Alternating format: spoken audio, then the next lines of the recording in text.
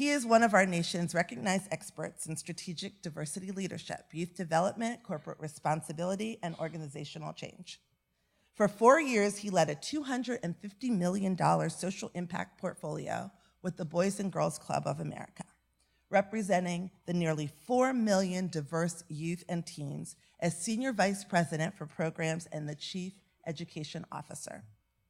One of the original architects of the inclusive excellence concept in American higher education, he is the author of the best-selling Strategic Diversity Leadership, Activating Change and Transformation in Higher Education, and the Chief Diversity Officer, Strategy, Structure, and Change Management.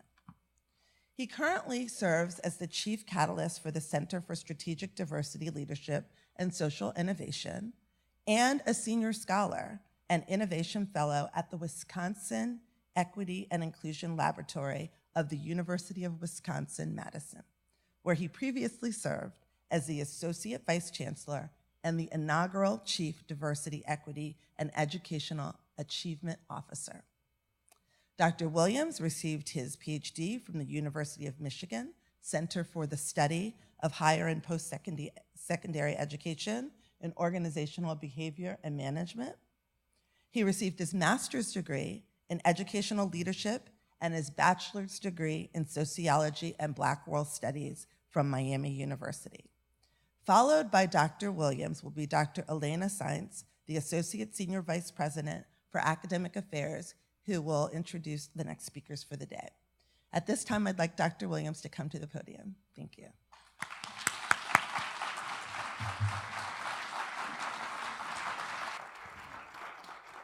Now, am I hot? Now, Montgomery College, how y'all doing this morning? I'm gonna have to give it to you one more time. Montgomery College, how you doing this morning? All right. Now, I want to start off with a little thought exercise. Who in the audience ventured out to see Avengers Endgame? Let me see them hands. Okay. All right. That's another question. How many of you saw Sunday's episode of Game of Thrones? All right, more hands. All right. So what I'm doing right now is akin to what happened in Avengers Endgame when Captain America looked out at the audience. Wait a minute. I'm not going to ruin it. I promise you. He looked out at the audience and he just tightened up his shield just a little bit more. Right? What I'm doing right now is similar to what happened in Game of Thrones when Brianna of Tarth and the whole team, they looked out at the White Walkers and they just had to just grit their teeth just a little bit harder. And the reason what I'm doing is as such is because my knee is really messed up bad. And I'm cripping around here on the stage for y'all right now. And so, but I knew I was coming to see Dr. Pollard and Chief Diversity Officer Bland and the wonderful leaders of Montgomery College, and I couldn't call in sick today. I had to just tighten it a little bit tighter like Captain America. I had to grit my teeth just a little bit harder like Brianna of Tarth.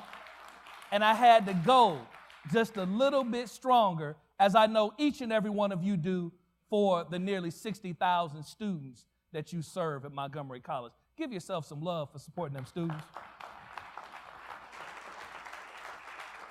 Now, my talk today is titled, From Awareness to Action to Innovation, Empowering Leaders Through Inclusive Excellence. Now, I know that some of you in the room, as I look about, are active in the social media landscape, and you should know that I am at DAWPhD. You can find me on Twitter. You can find me on Instagram, and I am hashtagging. I am always hashtagging strategic diversity leadership, and I am hashtagging inclusive excellence.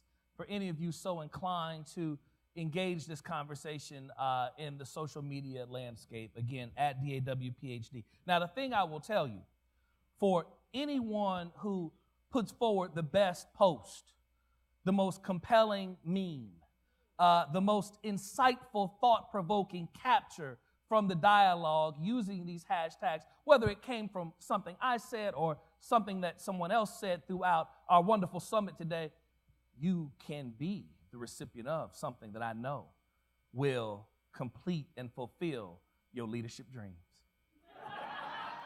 Something that you can have that I know your library is perhaps missing. And if you already have it, you can get another copy and gift it to someone else. And what that is a signed copy of Strategic Diversity Leadership or the Chief Diversity Officer. So please, let's continue the conversation in the social media landscape, and let's pull folks into the Montgomery College ecosystem as we engage in this Equity Summit for April 2019. Now, my career has been situated in higher education, in the K-12 world, and in the work that I do in the nonprofit, government, and corporate sectors on several key burning questions. Burning questions. I'm a believer that leaders, educators, those who have the most impact in the world have a clear sense of the burning questions that drive them. One of those burning questions is, so what is diversity in the 21st century, and why is it so important in what I and many others refer to as a connection economy? Now let's do a little thought activity right here. How many of you in the room have ever called for an Uber? Connection economy. How many of you in the room have ever ordered some Uber Eats? Connection economy. How many in the room have ever ordered something from Amazon.com and wondered, how the heck did it get to you in 24 hours? Connection economy. How many of you have ever stayed at an Airbnb? Connection economy. How many of you have a Facebook account? Connection economy. A world in which ideas, thoughts, and people are connected now as never before, which offers both great potential, but also great challenge as well as we move forward. And although we are more connected, some might say we are perhaps more disunited now than ever before. It's one of the reasons why I see summits and spaces like this as so important for bringing us together to have conversations about how we level up, about how we get more connected, about how we become more empathetic and engaged in the issues of diversity, equity, and inclusion, how we become more connected with our fellows in a world in which our digital connections oftentimes is leading us more and more and more and more and more like this. Asking the question, how do we engage in a broad conversation of diversity, equity, and inclusion without losing the sight of specific group needs? See, too often we use big words and we talk about these big ideas, and in many instances we're losing sight of the challenges that women have in terms of their full participation in leadership, that underrepresented groups have in terms of inclusion dynamics, that individuals who are perhaps transgendered have as it relates to presence and space and identity in our environments.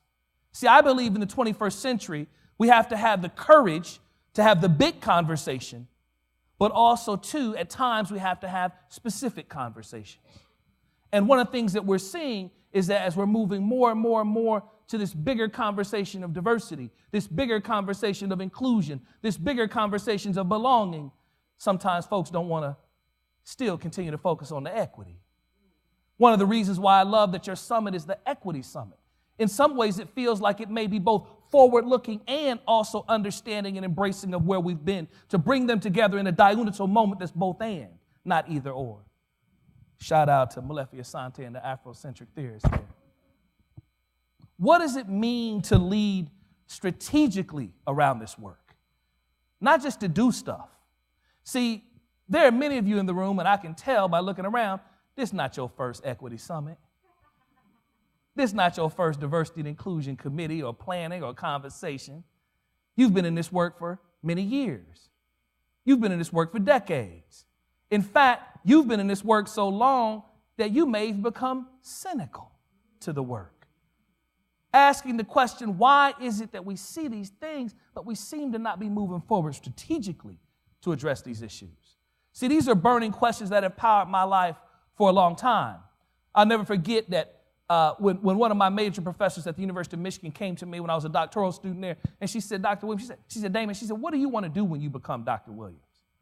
I said, well, I want to lead and do diversity and inclusion work at a high level, and I don't want to be a symbolic figurehead.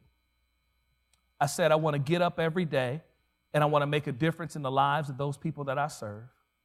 I said, I want to write books and articles and things that people actually read and they don't just sit on shelves.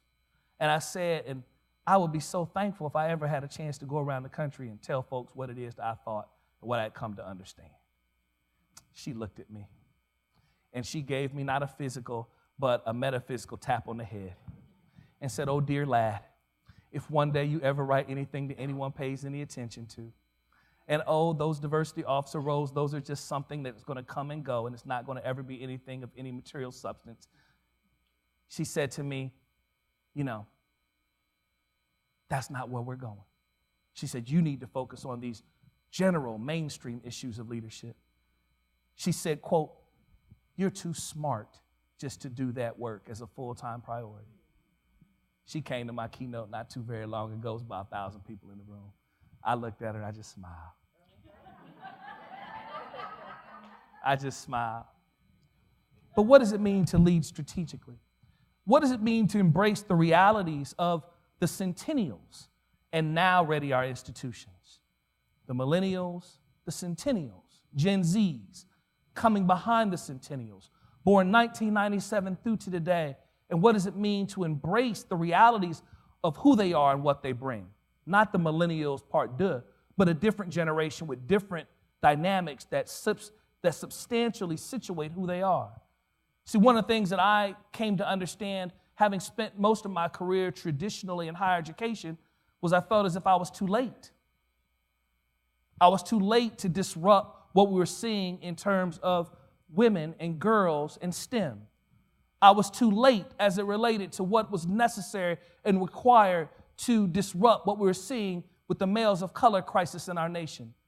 I was too late because I was sitting in an ivory-towered traditional research university too far abstracted away from the issues of the community, too far abstracted away from the issues of K through 12, too far abstracted away for the issues that makes Montgomery College and your sister and brother institutions that are similarly situated so important in the 21st century. To helping young people, to helping those who are on continuing paths of education, irrespective of their age, to find their pathway to a great future. And it's inside of that challenge and inside of that reality that led me to step away from higher education. It led me to go work with one of the greatest organizations in the world, the Boys and Girls Clubs of America. Can I get some love for the Boys and Girls Clubs of America? An organization that each and every day stands in the breach in some of the most vulnerable communities in the country to help young people be on a pathway to a great future so that they can enroll out of Montgomery College.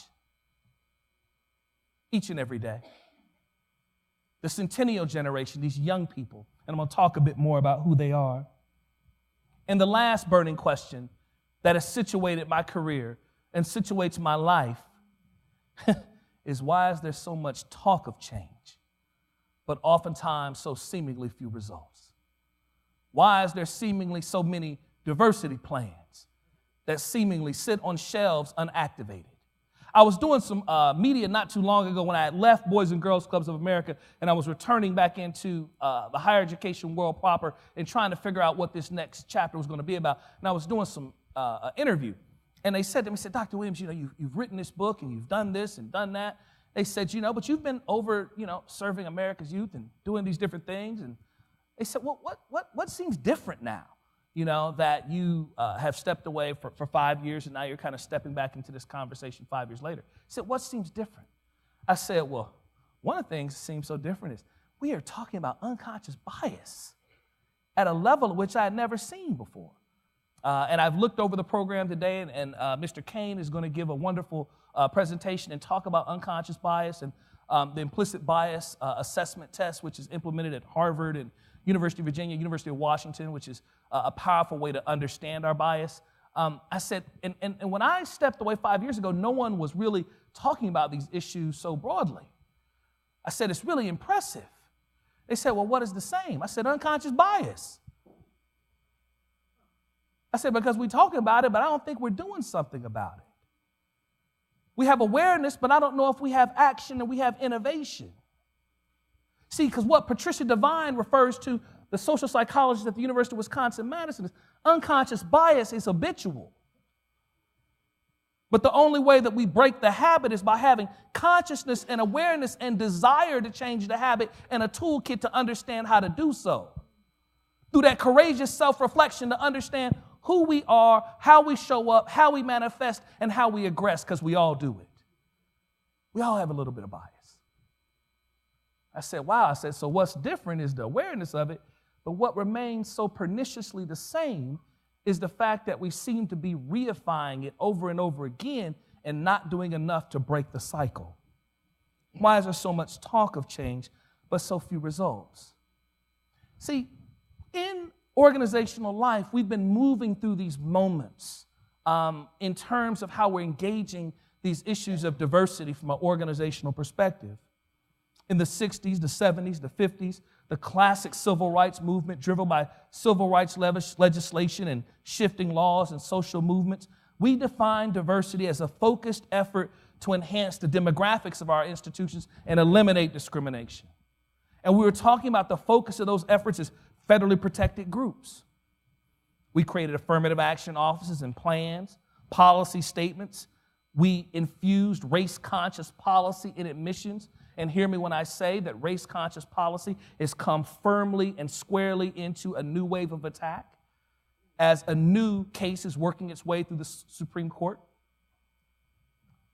We talked about these issues from a social justice rationale, and that was anchored in this affirmative action and equal opportunity movement and model.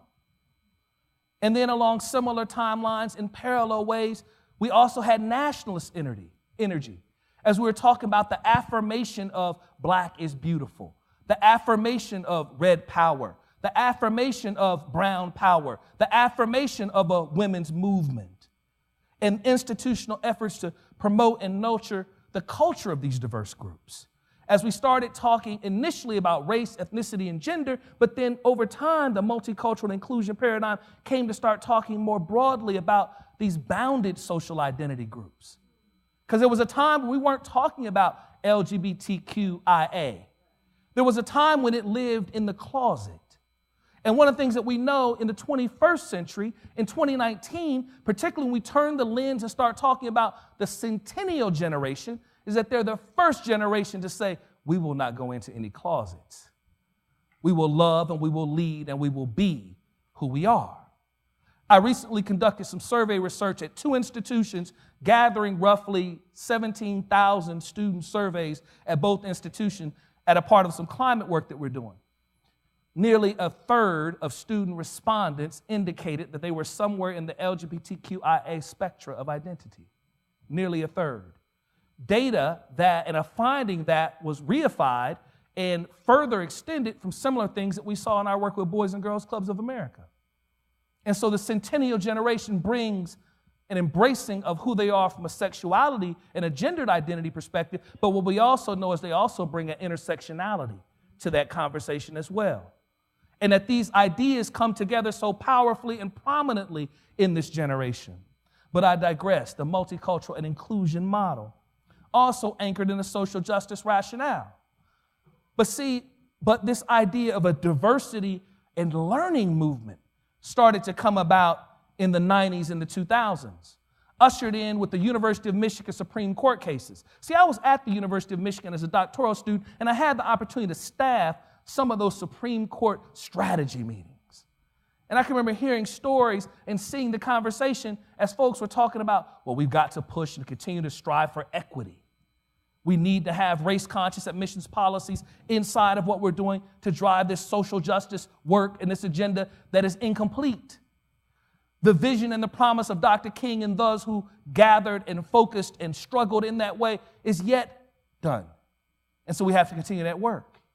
And I can remember the strategic conversations that talked in the meeting. They said, well, we can do that, but I don't think we're going to win. Because it feels as if there's a movement and a shifting, not only in the courts, perhaps a movement and a shifting in the broader zeitgeist in terms of how we talk about and anchor our thinking inside of this work. And so inside of it, what they knew is if they presented an argument of equity and social justice, they would not win the case.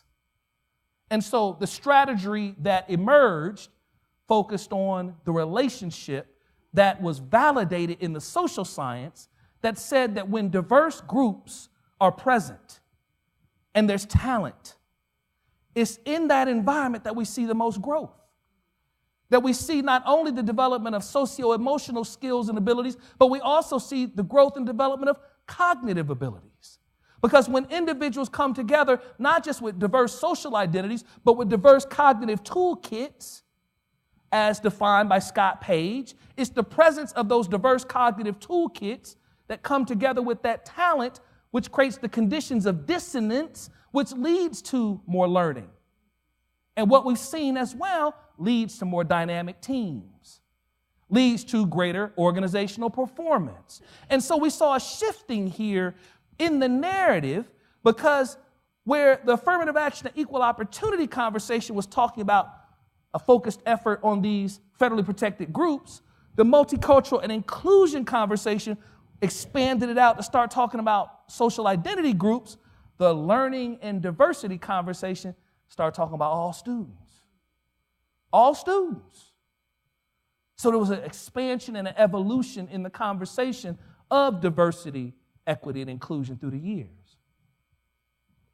Now, there's a wonderful organization not too far from here, the American Association of Colleges and Universities, AAC&U. And there was a leader there. She's no longer there now. She's emeriti with that organization, is now a consultant, Dr. Alma Clayton Pedersen. And Dr. Pedersen was a dear mentor, is a dear mentor, and a friend of mine, and ushered me into this conversation. And I'll never forget, I was at a conference. I had just gotten appointed at 28 years old to be Assistant Vice Chancellor for Multicultural and International Affairs at the University of Connecticut. I had just gone up to UConn. I was doing my work, and I went to this leadership conference, the Diversity and Learning Conference in this particular year, hosted by AAC&U. And I never forget looking around, and I saw Dr. Pedersen, and I ran up on her. And I said, "Oh, Dr. Pedersen, I said, you wrote this compelling article, this compelling monograph with Dr. Hurtado and others, and I just want to tell you that article, that monograph, it did so much for me. I wanted to pay that forward for her and tell her how much her contribution had meant to me."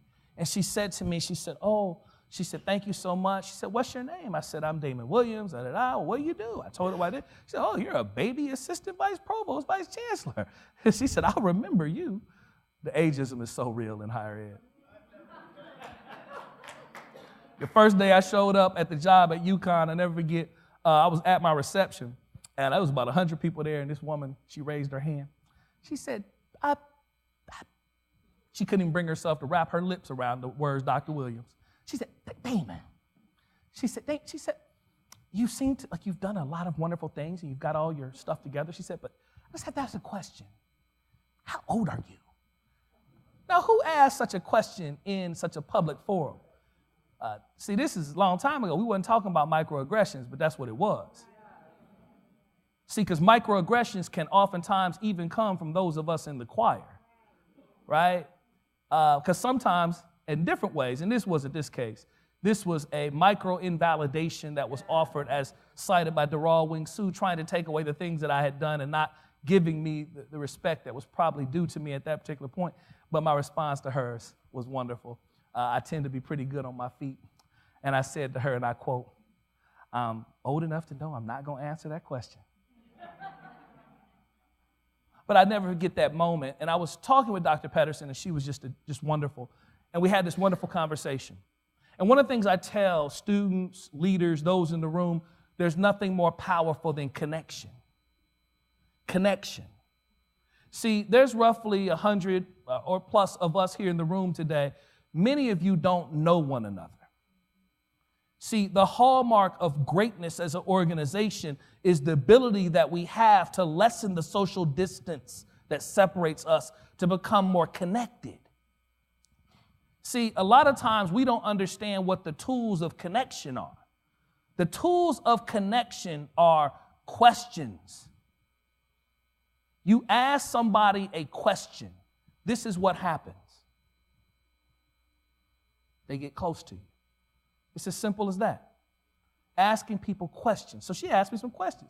So I started telling her these different things. She said, "Okay." And so then I went back to UConn, and I was so happy. I was just bouncing along. Came back to the same conference 2 years later. When I came back to that conference 2 years later, the Michigan decisions had just been ruled upon. And she had assembled a group of thought leaders to talk about this work, but I didn't know that. I was at the same conference. I saw her again. I ran up on her the second time around. And the thing I always tell students is that you don't go from meeting someone to becoming their mentee or having a powerful learning relationship in one conversation. It may take multiple conversations. And people are looking for something that's a spark in you that makes you worthy of being invested in. And so she said to me, she said, oh, it's so good to see you. I remember you. You're the baby provost up at UConn. And I said, yes. And so we got to chatting again. And she said, well, let's go have a coffee. And so y'all got her to blame for me being here today. So I sat down and I had a coffee with her. And inside that conversation, I started expressing to her what my vision for my research agenda was. So this is before I sold 100,000 copies, Strategic Diversity Leadership. This is before Inclusive Excellence Monograph got downloaded 1 million times. This is before anybody knew who I was or what types of thoughts were rattling around in my head. And I sat down and I talked with her. And she did something magical for me. She became not a mentor. She became not a coach. She became a sponsor. See, because one of the most important things that can happen as we talk about this idea of sparking inclusion and sparking equity and sparking leadership is how you not only serve as a coach and not only serve as a mentor, but you have to have sponsors in your life. See, because anyone that I've seen get to a threshold and a level of leadership where they crack through glass ceilings, concrete ceilings, and other types of barriers that are placed before us, they have sponsors in their lives, right? See, mentors give you the best of what they can through their knowledge and their time and their listening. Coaches give you the best of what they can, maybe in a specific area that helps you level up as a speaker, helps you level up as a leader with specific focus on how they're going to help you to get better in a way. But sponsors pick up the phone and go, and they make a phone call on your behalf. Sponsors open doors. And see, what is the challenge that we have of moving from awareness to action to innovation is we need more of you to be sponsors to people who look different than you. I ask people all the time, who are you sponsoring? Who are you mentoring? Who are you coaching who's of another race, ethnicity than you? Of another gendered identity expression than you? Of a different background than you? Because it's through that relationship that you enrich and empower them, but they enrich and empower you, and that's ultimately how people move through these organizations.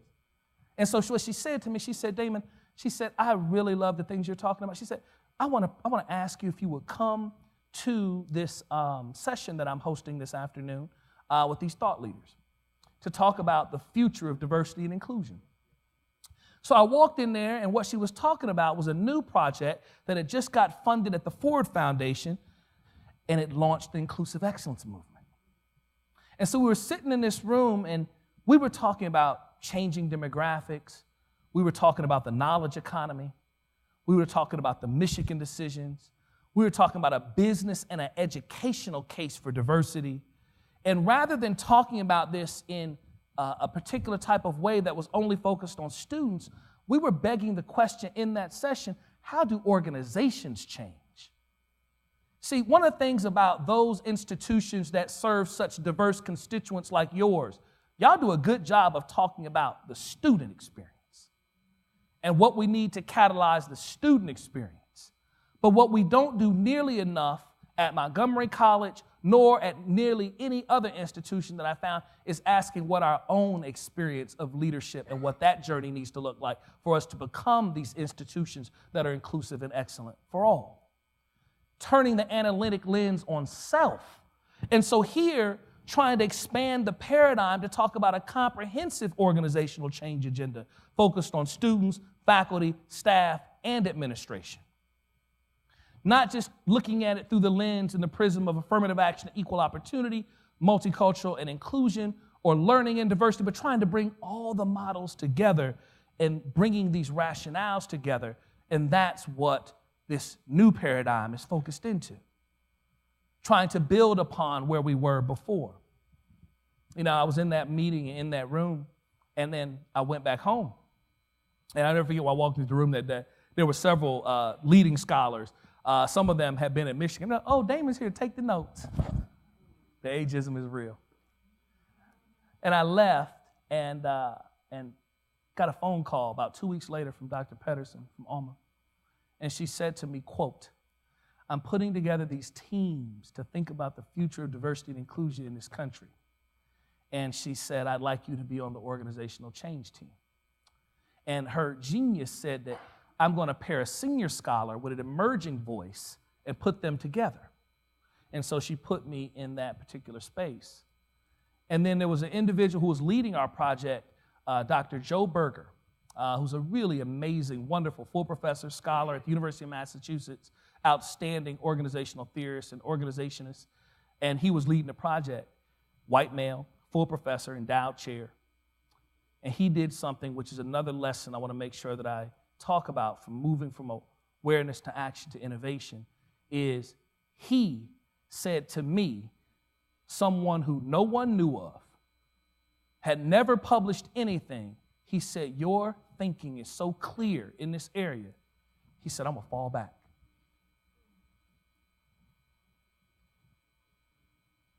And he said, I want for you to be the first author on the piece. See, a key part of moving from awareness to action to innovation is recognizing when you have privilege in a situation and giving that privilege up for someone else and stepping back and allowing someone else to be in space and find their way. And so this is what he did for me. And so he stepped back and we went forward. We authored the piece, Towards a Model of Inclusive Excellence and Change. And there were 3 pieces.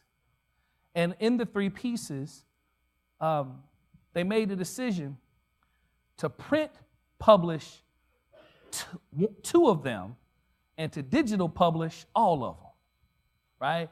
Now, in 2004, a digital publishing, in my eyes, meant it wasn't coming out. Because I didn't quite know what that meant in 2003, 2004. They told me I was getting a digital publication. I was like, what's a digital publication? I want one of them print deals. I want my stuff in hard copy. Not just, download it and print it, right? But all came out digital, 2 came out print. Mine did not come out print, but mine did come out digital with his peers. But see, there's something different about the connection economy. See, the connection economy, the marketplace chooses what really matters and what ideas go to the level of impact. See, my piece got downloaded 1 million times. And I went from being this unknown person doing the work up in Connecticut to now people all across the country were reading my work because there was nothing more impactful or powerful than putting ideas in the world. And my life was changed forever. This inclusive excellence work. This inclusive excellence work. The thing I always say is at the top of the pyramid, this work is about access and equity of outcomes. It's about the things that you're doing in terms of this completion agenda. But it's about not just access and equity of outcomes, but it's about understanding that the learning experience in the classroom and outside the classroom is about preparing our students for a diverse and global world. A diverse and global world that's lived domestically and through digital mediums, internationally, and through transportation all around the world. It's also about the research and the scholarship that we do in this area as it relates to race, ethnicity, gender, sexuality, international dynamics, religion, economic background, all these different pieces. But what sits at the center of the model is it's the work that we do to create a culture of inclusion. The work that we do to create a culture where everybody's voice is a part of it, and we're trying to struggle and grapple with moving our institutions forward such that we're not unconsciously biasing, we're not microaggressing. But when we do, because we will, all of us will, the question is, what do you do with it? That's all that matters. All of us walk into it. I walked into it not too long ago. I'm probably walking into it right now. And this is the thing. See, when you start to elevate the consciousness of understanding that bias and microaggressive dynamics exist, there are some in our community that have been waiting for this moment all their life. It's like now I, for the first time, can call out, you racist, sexist, homophobic folk. Let me tell you, right? And it's the thing. That's a part of it, is to elevate the issues. But the thing I always say is this: if we look at every turn for the enemy, we will find them. If we look at every turn for someone who has the possibility to get better, then we will find them. See, when we lead with assertions of, that was a racist, sexist, statement, and it might have been, we automatically set up a power dynamic in the conversation, which oftentimes is charged with complex and oftentimes negative energy. But when you lead with a question, see, and this is my favorite question to ask somebody. Can you say more? I'd love to have you further clarify your thoughts. I'm hearing something, and I'd love to have you say more. And see, because it's those questions that become the bridge building that allows for understanding to start to manifest itself. And so, again, I go back to the importance of questions in building out these bridges of inclusion. Whether we're talking about it, again, in terms of racial dynamics, economic dynamics, sexuality, disability, international, and language, does not matter. Questions, important bridge building. I teach a leadership academy every summer. We created this academy last summer, the National Inclusive Excellence Leadership Academy. Shameless plug, get at me, inclusiveexcellenceacademy.org. But one of the individuals that lectured with me last summer, and actually we'll be lecturing again, I'm lecturing Dr. Beverly Tatum, Dr. Claude Steele, and Dr. Darrell Sue are all being featured in the program this summer.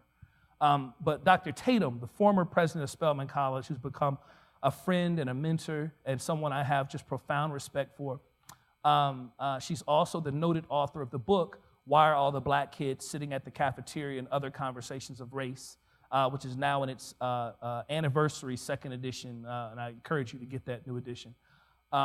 Shameless plug for Dr. Tatum. I got her back. But one of the things she talked about in her book, as she talks about all the time, is that this work is about this notion of the ABCs, right? The ABCs. She said it's about affirming identity. And so all of you should be asking the question, in my day-to-day interactions, how am I affirming identity? The second thing, it's about building community. And it's asking the question, how in what I'm doing on a day-to-day basis am I building community?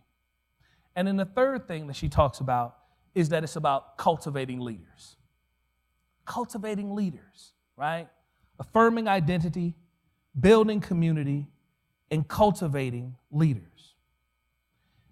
See, as we move from this idea of awareness to action to innovation, I want to further take you down a pathway of really defining what it means to innovate. Because, see, innovation has become one of the buzzwords of the 21st century. We talk about innovation, innovation, innovation, innovation all the time, right? Innovation. But we oftentimes don't have a framework to really think about and define what it means to innovate. One of my favorite authors is Dyer Christensen, who's the Harvard University Business School professor. And Dyer, Greger, and Christensen authored a book that specifically talked about innovation. And the title of the book was The Innovators Dna. The Innovators Dna. Anybody ever heard of the Innovators Dna? Show of hands. Handful of people. Well, right after you go get strategic diversity leadership, y'all should pick that one up too. Just go ahead and load up your Amazon cart. Get that redo of Bev Tatum's book, get the innovation book, and get my book. Just put them all in there. So inside of it, one of the things that they talk about is they went out and they talked to leaders who were innovating across sectors, right? So they talked to innovators in K through 12. They talked to innovators in higher ed. They talked to innovators in the corporate sector, big box retail, technology. They talked to entrepreneurs. They said they talked to innovators in government. I don't believe them because I don't think there's no innovation happening there, but I'm going to take them at their word for it. They talk to innovators all across the board, right? And see, this is the thing. We oftentimes create phobia around what it means to do research. I know there are those of you in this room today who have something to contribute to the intellectual world of research and publication, and you're not, because you have a barrier that you self-imposed on yourself because you feel like your voice is not legitimate and you've got to go do all this fancy, highfalutin stuff to put something in the world. But the thing I say is this: the best research oftentimes comes out of the most simple questions. And so they went forward and they asked this question: what makes an innovator an innovator? Very simple question. They asked that question: what makes an innovator an innovator? And what they found was these key characteristics that seem to define innovators across sector. And I'm going to offer these to you. Number one, innovators are always questioning their world. Why can't we get more students to complete in 3-4 years? Why can't we seem to diversify our faculty when our student body has already shifted in terms of who they look like? Why is it that we seem to have this glass ceiling effect where we don't have more women leading at an executive level? Innovators are questioning their world. Why is it that we look around the room and we see so few white males when we know that unless they're a part of the conversation, we can't have the conversation? Innovators are asking the question, right? And see, innovators aren't just asking the question and pushing people out of it. Innovators are asking the question and say, how do we do it together? See, innovators are also looking for solutions wherever they can find them. One of the most powerful training grounds of leadership that I have ever seen happens at Procter & Gamble, the global packaged goods company. My wife was hired right out of undergrad to be an assistant brand manager at Procter & Gamble. She was the first African-American female ever hired into that role right out of undergrad at Miami University. Most of the assistant brand managers come from the top 10 MBA programs in the country, top 10, top 15 MBA programs in the country. So they will take somebody who has an MBA from Harvard, who's 29, 30, and take someone who has an undergrad degree, and about 85% of their hires come from the MBA route, 15% come from the undergrad route. My wife came from that underground pathway. Over the course of 4 years, you either get promoted or you leave because it's an up or out culture. So something has to happen in those 4 years of that experience to get that undergrad to where they can compete with that MBA, and it's called their approach to learning, professional development, and human capital acceleration. Inside of it, one of the key premises that they give to all of their leaders as an important tool is to search and reapply what works. Finding solutions wherever you can find them. See, oftentimes we stay boxed into a convention about what success looks like versus looking around us and saying, that's working over here, let's reapply it over there. That's working over here, let's reapply it over here. So the second condition of innovators, they're not just questioning the world, they're also looking for solutions wherever they can find them. And the third is that innovators know that innovation doesn't happen in a silo. See, one of the challenges that we have in the culture of the academy is we're too siloed.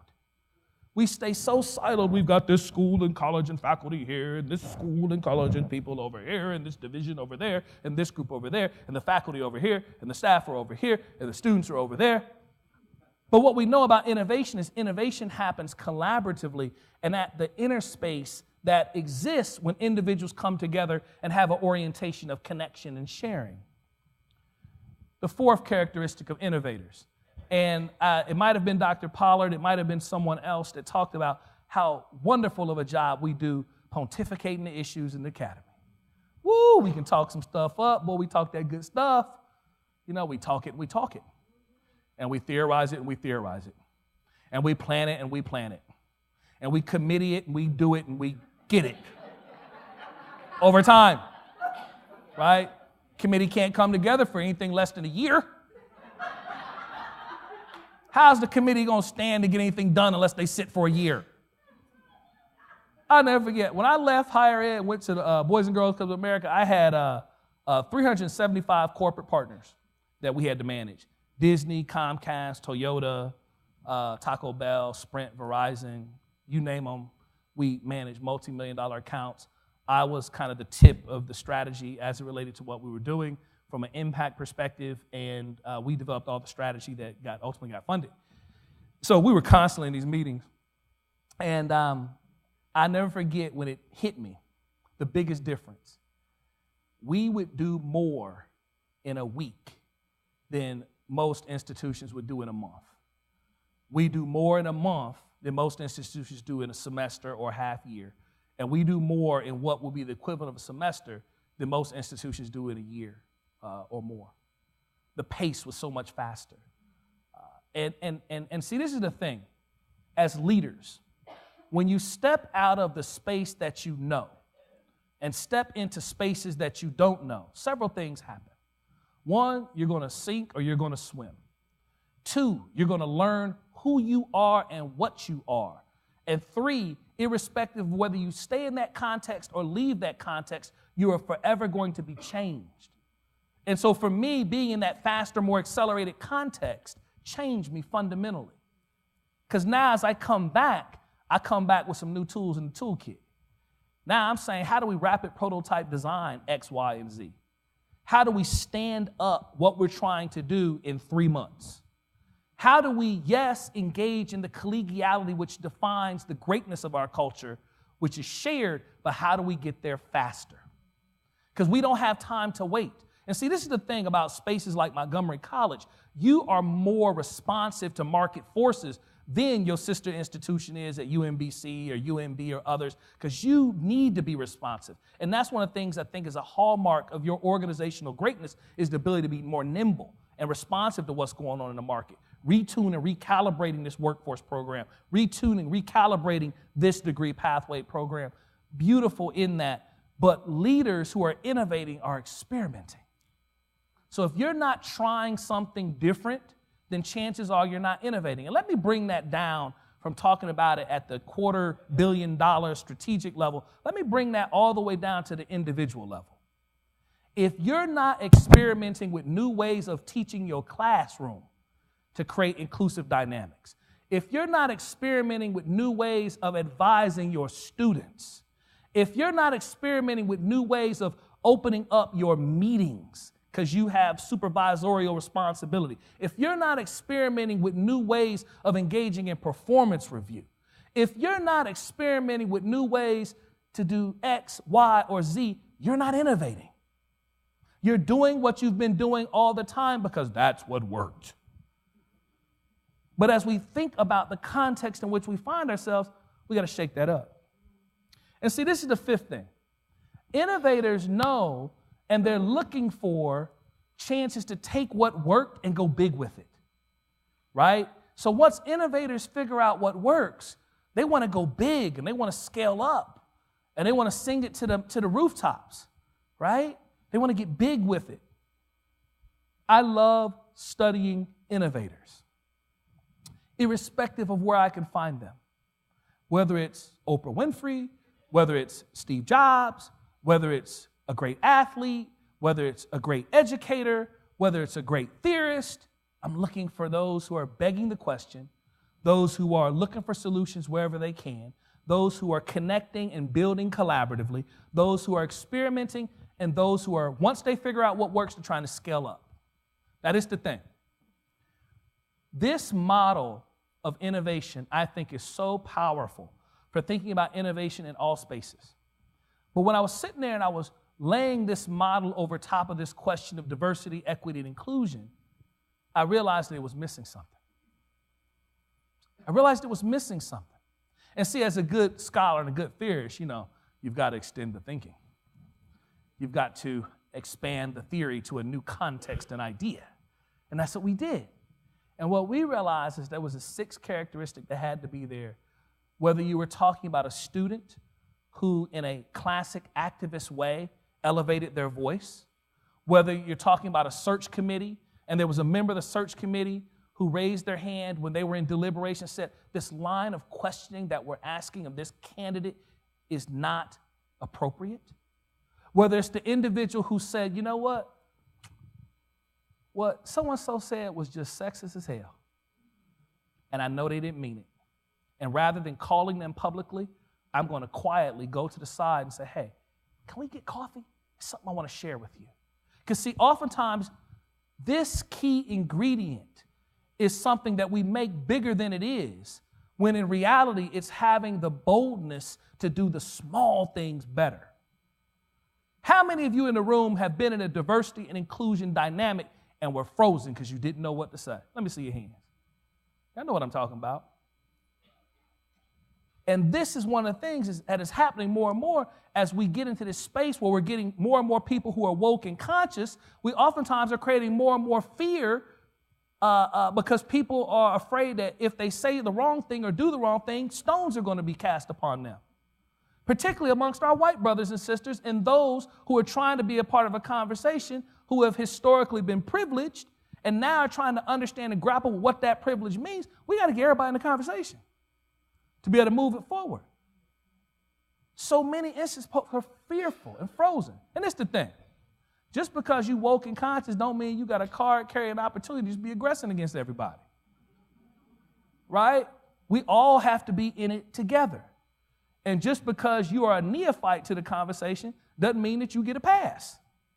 Right? Everybody's got to do that hard work. And the ingredient that we need to do that hard work is we got to lead with more courage. You know, President talked about this idea of Brené Brown and her work being vulnerable, being courageous, having courage. Courage to elevate your voice, courage to pull somebody to the side and have a quiet conversation, the courage to say nothing and to listen at times because you're not listening because you're talking.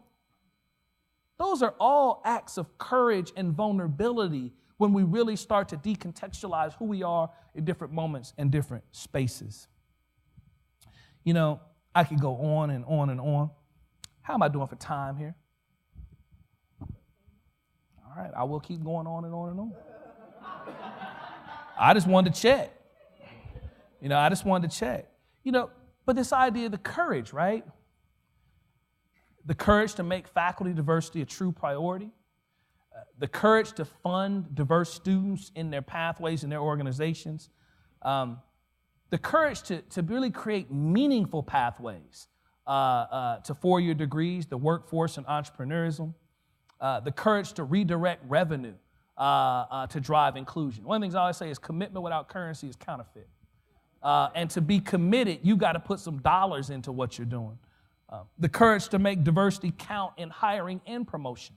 See, one of the things that everybody's doing these different search trainings and stuff where we're making folks more aware of their bias. But when you really start to really go deep into understanding the search context, what is happening is when individuals have to make really, really tough decisions between candidate A and candidate B, and candidate A and candidate B both have the minimum things they need to do the job.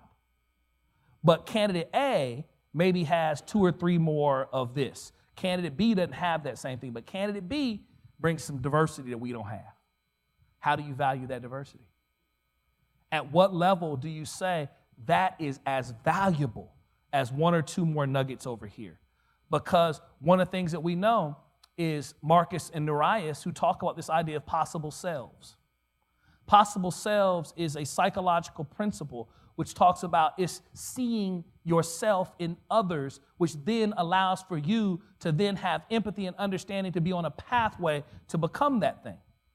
So when faculty look different and faculty look similar to students, you tap into a context of a possible self. And does that have value when you're making those hard decisions? See, it takes courage to make that decision. Courage to truly embrace this completion agenda and not just look at it through the lens of the outcome, but understand it through the lens of the process. And at what level we're creating those inclusion dynamics. And the thing I always say about strategy is about making your big bets. It's not just about doing everything. We create these plans, and it's like 100 different things, and we call it a plan. No, that's generally a framework with a laundry list of items that we need to consider. Plans are about saying, these are the big things we really believe in that are going to really make the biggest difference around moving an agenda forward. You know, one of the infographics that we developed to kind of really summarize some of these ideas around the development of students and helping students to be on the pathway to be their greatest selves, is we talk about the importance of understanding the centennials and the need for us to really help them to understand their passion and their purpose. See, one of the things that we see in this generation of students, particularly students who are young adults, and I know that you work with students all throughout the spectrum, but I also know that many of your students are millennials and centennials as well. We know with this generation of students is that they spend as much as 9 hours a day consuming digital media, right? Consuming digital media. And the thing about when you're consuming digital media at that level, you're constantly engaging on your handheld. And what that handheld does for you is three things. One, it means you never have to be alone. You're always connected. Two, it means you are constantly pursuing your interests and your passions. You're not sitting there looking things up you're not interested in. You're sitting there looking things up you are interested in. And a third thing that we know is that there's this constant comparative dynamic that's happening because you're constantly right swiping, like, don't like, make a comment, did somebody comment, post something. And one of the things we know is that these devices are also addictive because they are dopamine inducing the more you do them. And as we start to look at and really disaggregate the data in that 9 hours, what we know is that young girls, young women, are spending more and more time on those platforms that are more visual, right? So they're over-indexing, particularly in Instagram. They're over-indexing, particularly in Snapchat. And inside of it, one of the things that we also have seen across this country is more maladaptive psychological responses to the world than ever before. These young people have more psychological challenges than we've ever seen in our country. We just did this study, and about 40% of the student respondents said they had some type of a mental health challenge or issue that they were grappling with. So there's a greater awareness and there's a grappling that we're seeing inside of it. And the technology is directly connected to that. And so when they come to us as learners, one of the things that we know is they're hyper-consumed with wanting to understand their passion and their purpose because they spend all this time on their handheld. If you want a student to really pay attention to you, start talking about how do you tap into your passion and purpose. That is the greatest question that this generation is trying to understand. The second thing is when they are engaged in these handheld mediums, they also have more voice and sense of agency than any generation previously. So how do they show up in our learning environments and we not allow for them to be a part of shaping what that experience needs to look like? Because they have been contributing in that ways since they were 7, 8, 9, 10, maybe 12 years old. Call it tweeting, call it posting. My daughter comes to me now and she'll say, Daddy, I want to post that. You're 5. I want to post that. You know? I never forget when I realized that my daughter was a digital intuitive. I was sitting up in my office. She was young. She was maybe 2 years old, and she was crying. Wah! Wah! And 2 years old. As a father, I told you I'm an innovator. I told you I believe in search and reapply. I started going to all the little tools I had in my toolkit. So the first tool I had in my toolkit, I said, Keisha, she crying, what do I do? That's my wife. She said to me, Damon, figure it out, you're smart. So I started working down from there, right? So that was the go-to move. I went to the second move, which was, is it time for a feeding, time for a change?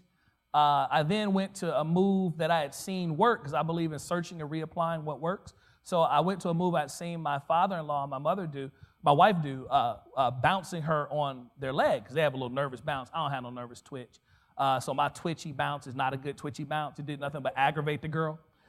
She was like, this is not a good bounce. She just started crying, wailing louder. And she was sitting on my lap and my laptop was up, or my iPad was up. And then something magical happened. She took her little hand and she went like this. And she hit the iPad. You know, the iPad, if you hit it with a couple different fingers and move it, the new operating system starts doing stuff. And what it did in response is, we're just ordinary people. Start playing through the microphones. John Legend playing through the microphones. And all of a sudden she went from wah, wah, wah to She was beaming, and she went like this. She right swiped at 2.5 years old.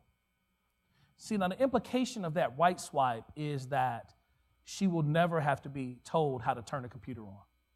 She'll never have to be told how a graphical user interface operates. She'll never have to be told or taught how to intuitively swipe, self-discover how programs and apps operate. She will do those things intuitively. That is not the millennials. The millennials were digital natives. The centennials are digital intuitives. And the intuitive means in which they integrate in this way is so different than any generation previously. Never knew a time with not Wi-Fi, never will know a time without 4G wireless. Not will be able to come in and turn some lights on. She will never know a world without the Internet of Things. For her, it will always be the commodification of information when she wants, how she wants, if she wants, as long as she wants. Now, my daughter, she's 5, she got her own little iPad, which we have to regulate how much time she spends in that iPad.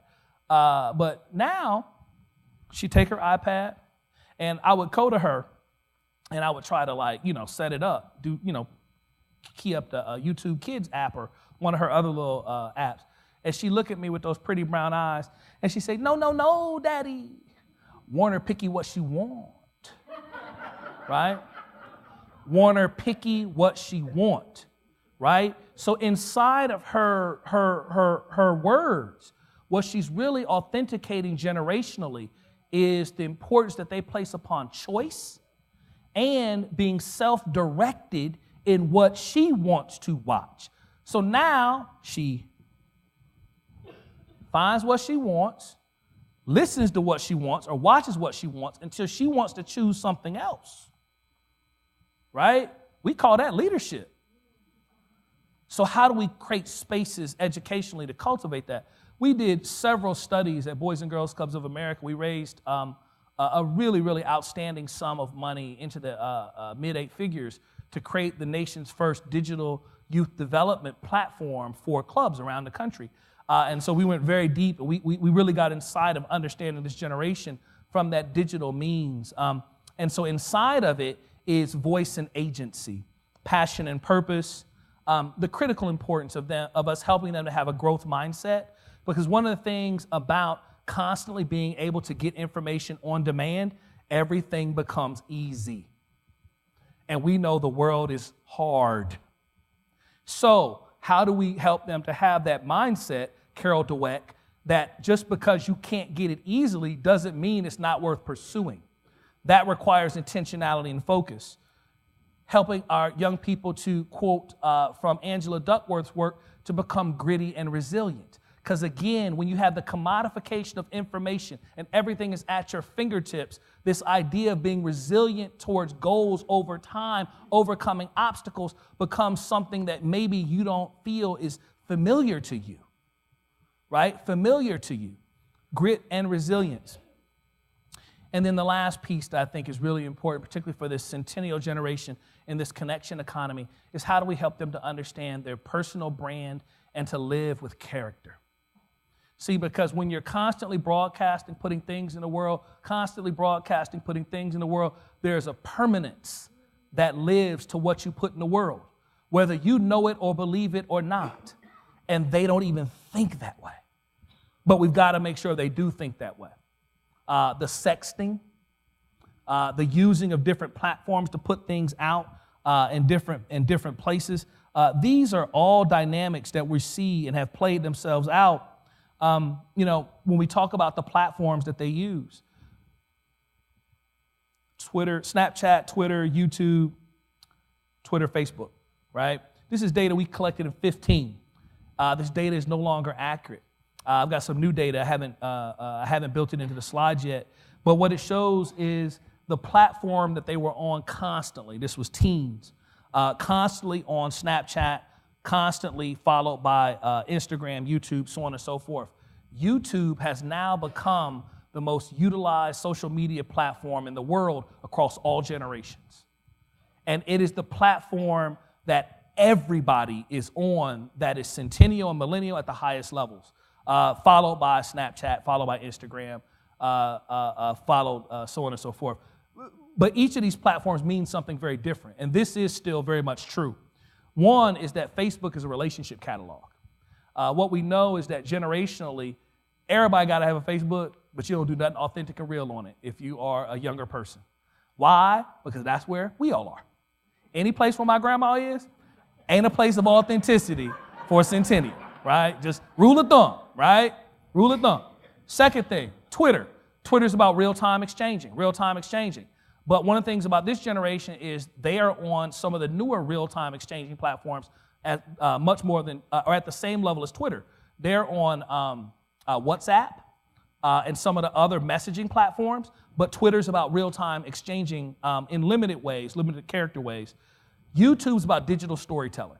And one of the things that we know with this generation is storytelling is so critical across the entire generation, because everything is visual and everything's about a story. That's why Instagram and Facebook both built the the storytelling technologies into what they're doing. Instagram is about your aspirational life, not your real life, right? Y'all know what I'm talking about. You know, you got to get the perfect picture, right? And then Snapchat's about your real life, your real friends that you really know. Look at her, she's smiling like, yeah, Dr. Williams is on it. That you really know and that you really connect with and that you have authentic relationships with. This understanding of, you know, contextually who the centennial generation is something I've been spending a lot of time thinking about.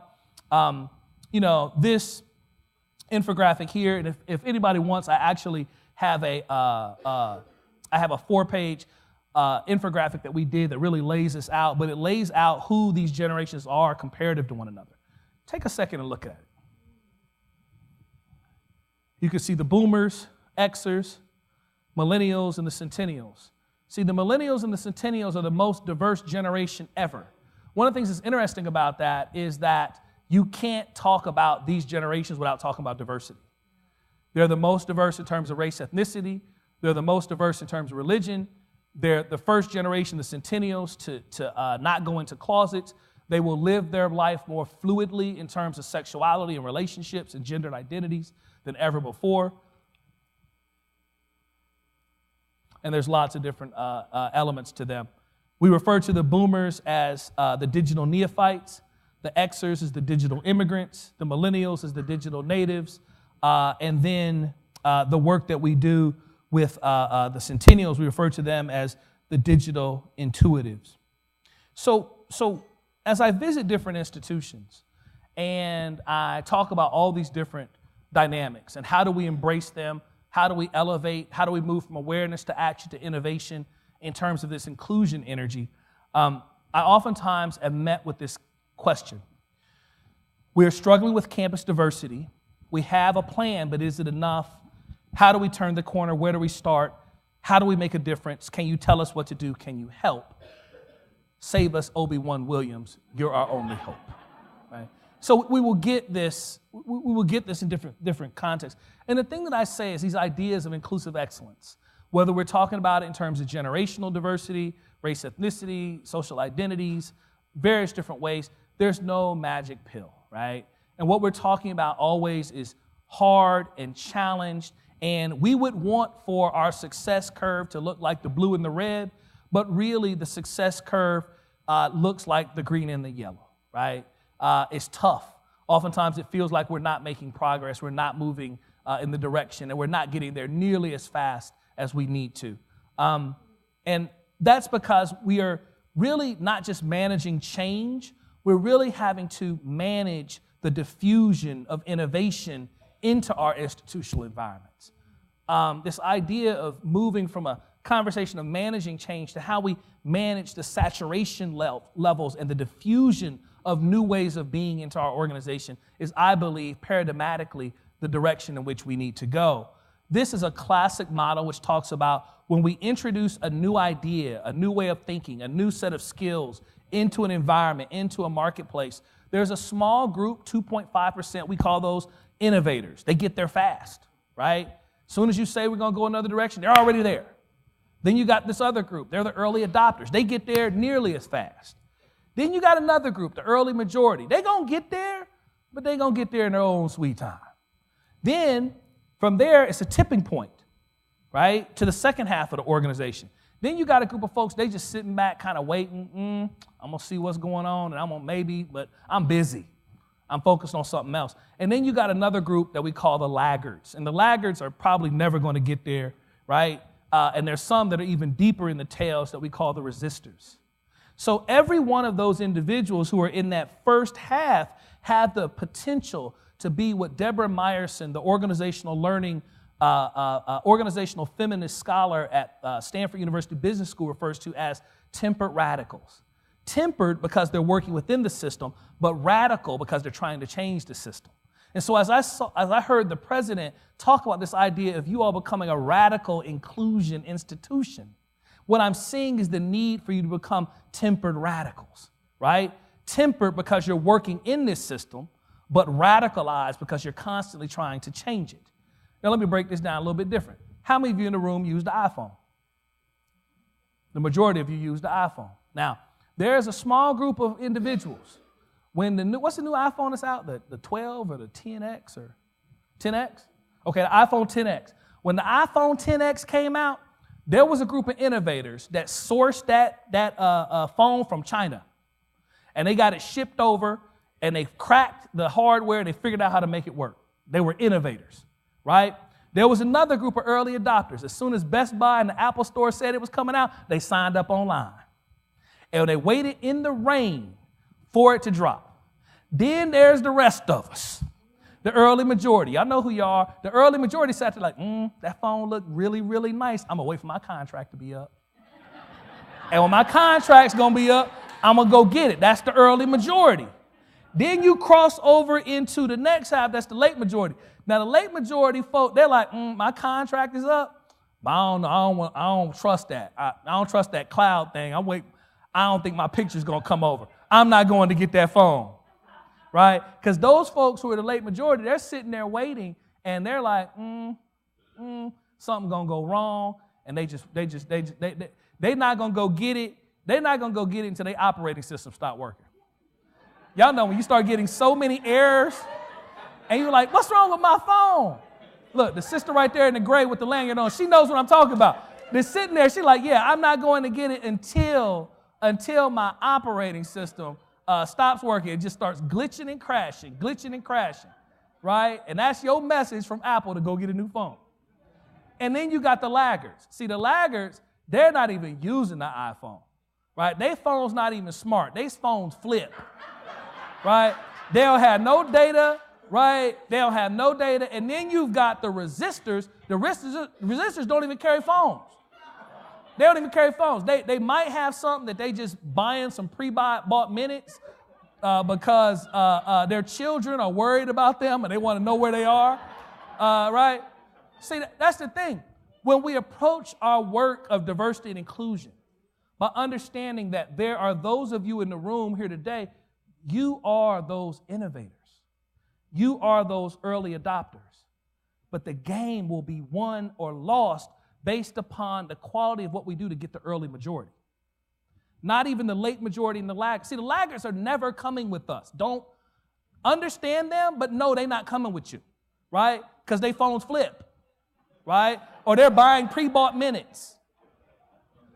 The key is to really work to get those early adopters and those early majorities to really start leading and to really start embracing this thing. That's the key ultimately to how we're able to move this thing forward. Because there's powerful forces of resistance that exist in our environments, and that's called the culture of our institutions. See, the cultures of our institutions are slow to change.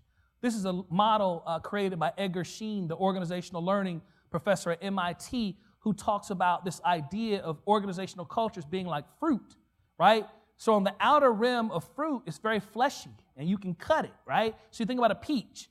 Very easy to change the outer rim of a peach, but at the core of a peach is hard and it's calcitrant, just like our cultures. At the outermost rim of our cultures is our space, right? I'm looking around the room. I know many of you heard of this movie, Do the Right Thing, right? And you remember in Do the Right Thing, Spike Lee walked into the pizzeria. He said, yo, Sal, why there's no pictures of no brothers on the wall? What he was commenting to was what Edgar Sheen referred to as the geospatial dimensions of culture. How we change the pictures, what we put in this part of our campus versus that part of our campus. That's an easy dimension of culture to shift and move. What becomes more difficult to shift and move is what lives at the core. And that's the mental models and the assumptions. See, we can't get more people to move beyond the innovators and the early adopters. We've got to do more intentional learning, more intentional professional development, not trying to fix folks, but trying to help folks get on a pathway of being better faculty, on a pathway of being better staff, on a pathway to making more culturally relevant decisions as leaders. And that means being intentional in how we help create moments like this to level people up. There should be 10 times the number of people here today than are right here today.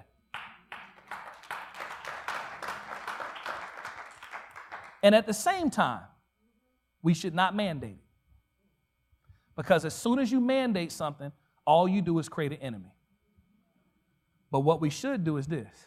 We should create an expectation of your participation. So how do you do that? See, an expectation, it goes from the president to the provost. I expect that we're going to do everything we can to get there. It goes from the provost to the deans. I expect we're going to do everything we can do to get there. It goes from the deans to the department chairs. I expect that we're going to do everything we can do to get there. And we count it all and make it public. Not the names, but the count. And you do that over time. And what starts to happen is if you do that move, along with putting certain types of dynamics around learning and expectation of professional development in performance reviews and contracts, like I said, the curve doesn't look like this. The curve looks like this, right? These are the things that we do. Trying to create a culture of inclusive excellence. Courageously leveraging diversity to create a fair, equitable, healthy, and high-performing culture where all are respected, feel engaged and motivated, feel a sense of belonging, are valued for their contributions, and have a chance to thrive and to win in our environments. Now, I do consider myself to be a Jedi, powerful in the ways of the Force, like the good Master Mace Windu, depicted here by Sam Jackson. And in my preparations for the day, I want to end with a commentary that was given to one of my mentors who have helped me in so many ways to think about this work. The wisdom of Yoda. Strongest is the culture with this one. Colleges and universities are most resistant to change. Nebulous and multiple goals they have. Decentralized environments are prevalent. Shared governance, it confounds the greatest of leaders. Faculty and staff, they live long in the life of the campus. Conflicting ideas regarding diversity and excellence persist. Loosely coupled systems make the future difficult to see. Ritualistic and symbolic are their planning efforts, not focused on real change and deep transformation. Difficult will be the process of transforming culture. Difficult will be the process of implementing campus-wide diversity plans. Difficult will be the process of achieving inclusive excellence. Strong you must be in your resolve. Proceed forward with caution.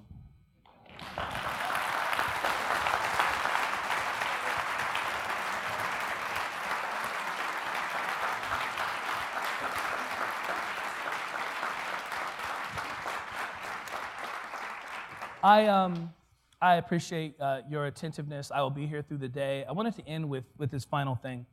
When I stepped away from Boys and Girls Clubs of America, I didn't quite know what I wanted to do next. And I had a lot of opportunity. I was very blessed in that regard to choose what I wanted to do next. And I was sitting there and I was watching, like so many of us, the horror that happened at the University of Virginia a couple years ago. And I had tears in my eyes, and I turned to my wife, and I said, I'm going to do something. And my wife was like, what you gonna do? I told her pretty much in that moment that I wasn't going to go work for anybody. I was going to try to find a way to make a difference on these issues around the country, and I was going to figure it out.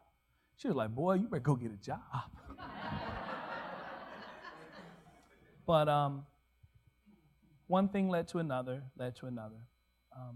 We launched a webinar, a free webinar, and about 500, 600 people showed up for that webinar. And we did a little post-event analysis, and we realized we had touched maybe 3,000, 4,000 people. A couple months later, we launched another webinar. The second webinar was titled Diversity Plans Can't Breathe Without Air, Accountability, Incentives, Infrastructure, and Resources. About 1,300 people showed up. We realized we probably had touched about 10,000 people plus.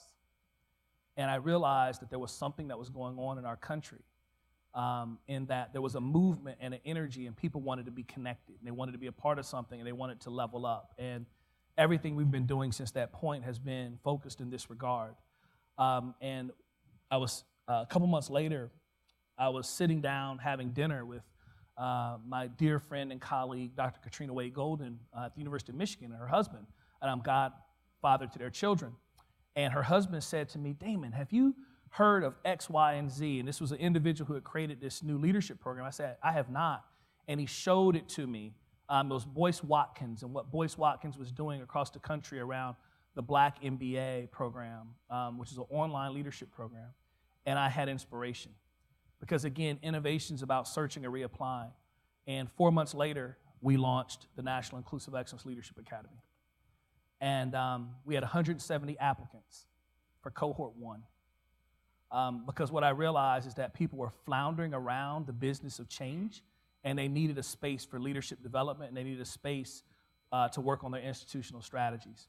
I end with that. It's a Jedi Academy for Leaders. God bless each and every one of you. Thank you so much. Thank you. Thank you.